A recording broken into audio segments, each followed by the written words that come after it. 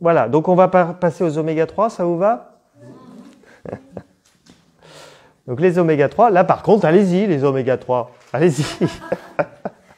Faites-vous plaisir avec les oméga 3. Alors pourquoi les oméga 3 sont bons? Les oméga 3 existaient naturellement dans notre alimentation avant. C'est-à-dire, nos ancêtres n'avaient pas besoin d'y penser, c'était dans leur alimentation. Dès qu'on prend des aliments naturels, qu'on va chercher dans la nature, qu'on se fait soi-même, c'est riche en oméga 3. Mais comme maintenant les aliments sont transformés, voilà, il y a de moins en moins d'oméga 3 et de plus en plus d'oméga 6 et des huiles hydrogénées. Donc les oméga 3 sont devenus rares dans notre alimentation. Il y a des recherches qui montrent qu'on a 5 fois moins d'oméga 3 qu'avant-guerre. Donc on manque d'oméga 3. Et ces oméga 3 sont cruciales pour une bonne santé. Donc les oméga 3 vont être très utiles pour le bien-être des neurones, c'est-à-dire se sentir bien, se sentir épanoui. Voilà. Souvent quand il y a un problème de dépression, ça peut être une carence d'oméga 3. Donc pensez aux oméga 3 si on se sent dépressif, si on se sent pas bien. Les oméga 3 sont vraiment essentiels pour la peau, pour avoir une belle peau, pour éviter les eczémas, avoir une belle peau, pour pas que la peau soit trop sèche. Donc les oméga 3 sont vraiment très utiles pour la peau, avoir une belle peau. Pour avoir aussi une bonne santé cardiovasculaire, c'est-à-dire pour la fluidité du sang, pour que les artères et les veines soient suffisamment souples. Donc les oméga 3 vont être importants. Les oméga 3 sont importants également pour la paroi intestinale. En fait, l'oméga 3 elle va être utilisée par la cellule pour sa paroi cellulaire. Donc tout ce qui est paroi, les oméga 3 vont améliorer tout ce qui est paroi. Donc la peau, les intestins, les vaisseaux.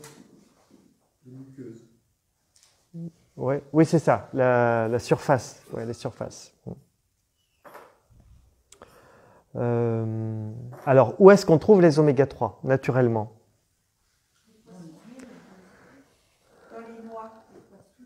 Les noix. Donc, il y a les oméga 3 végétales et les oméga 3 animales. Donc, on va faire les végétales si vous voulez. Donc, les noix, mais la noix française. D'ailleurs, j'ai un polycopier à vous donner.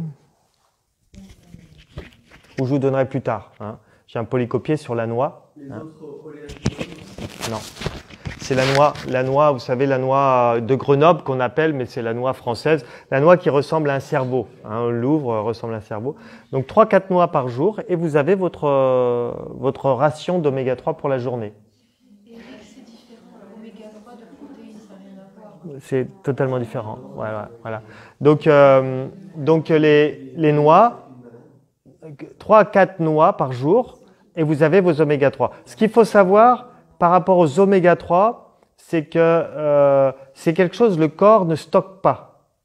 Donc c'est pour ça qu'il faut en penser à en apporter tous les jours. Parce qu'on a été habitués, nos ancêtres ont été habitués à l'avoir quotidiennement dans leur alimentation. Donc le corps n'en fait pas de réserve. Donc il faut en apporter tous les jours. Donc c'est des noix. Dans le monde végétal, vous allez avoir aussi des oméga 3 dans les huiles, vous avez dit. Donc ça va être les huiles de noix, par exemple, l'huile de noix, l'huile de colza, l'huile de lin. Mais l'huile de lin rancit très vite, oui. Voilà, les huiles. L'huile de chia. Voilà, l'huile de chia. Voilà.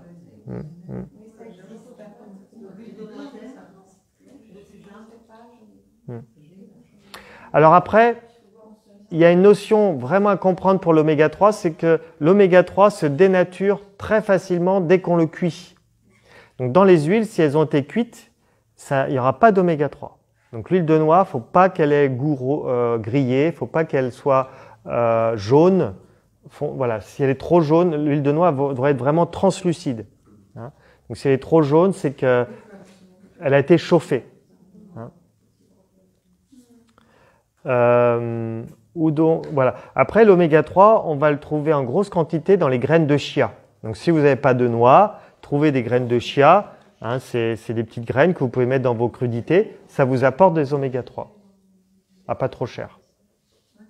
Faire la soupe, c'est par jour? Oui. C'est soit graines de chia, soit des noix. Il faut que tu penses à apporter quelque chose. On peut en prendre plus que ce que tu recommandes? Bien sûr. Pas d'overdose possible, parce que ça s'équilibre. On peut peut-être faire une overdose d'oméga 3, mais en général, on est plutôt dans le sens inverse. On est plutôt en manque d'oméga 3. Mais c'est pas de la graisse, si par exemple je fais 15 mois d'affilée, je vais pas me dire, tiens.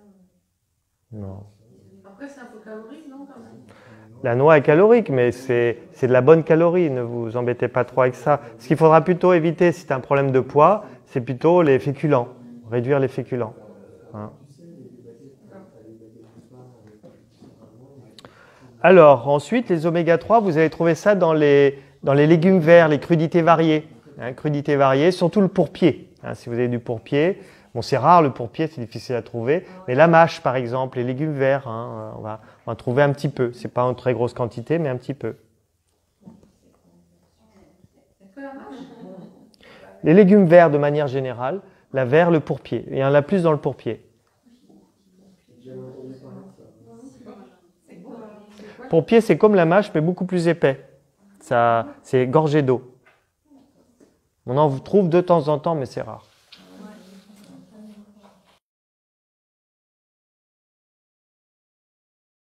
Les oméga 3 animales.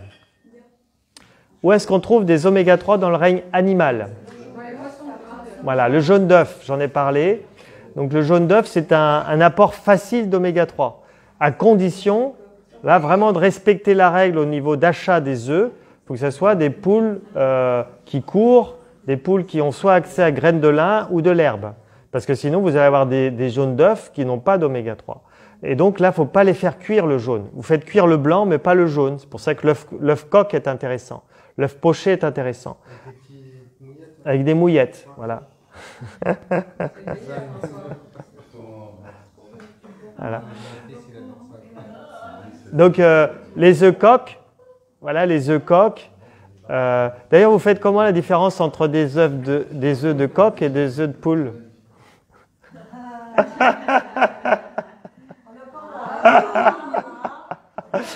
Ah mais j'ai eu mon fils et mon neveu avec ça, ils ont cherché pendant 20 minutes, c'est quoi la différence un œuf de coq et un œuf de poule? Est-ce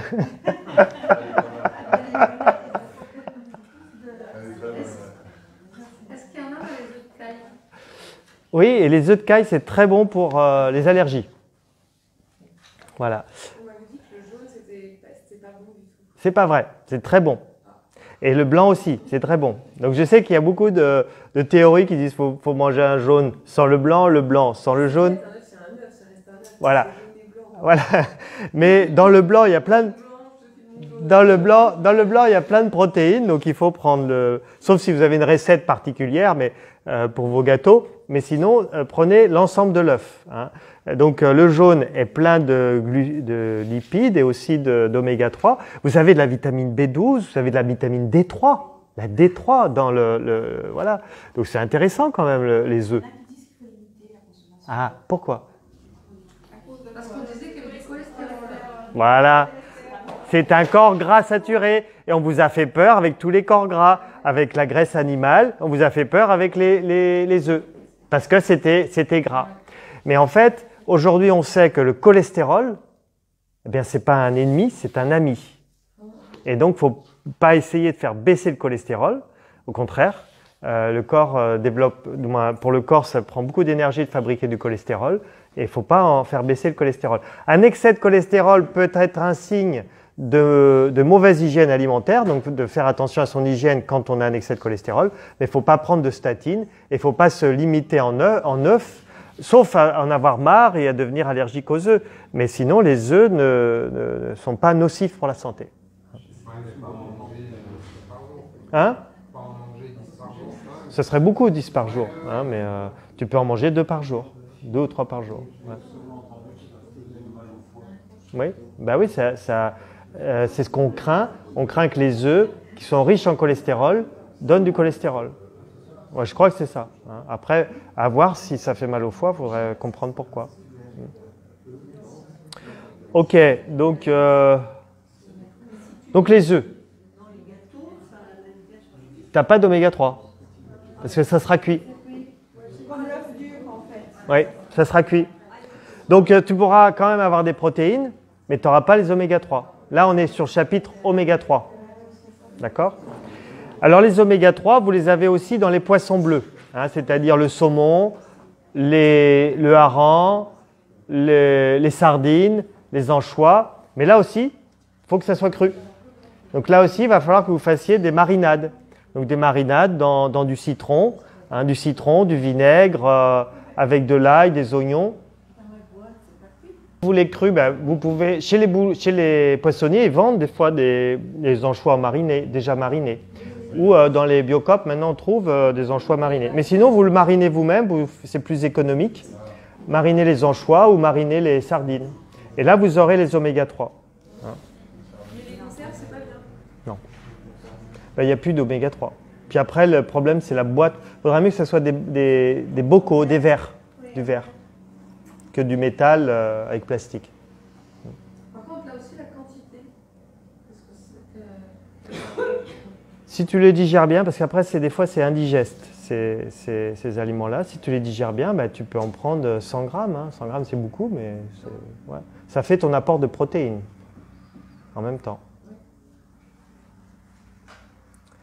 Voilà à peu près pour... Alors, un autre apport d'oméga 3, c'est les huîtres. Hein.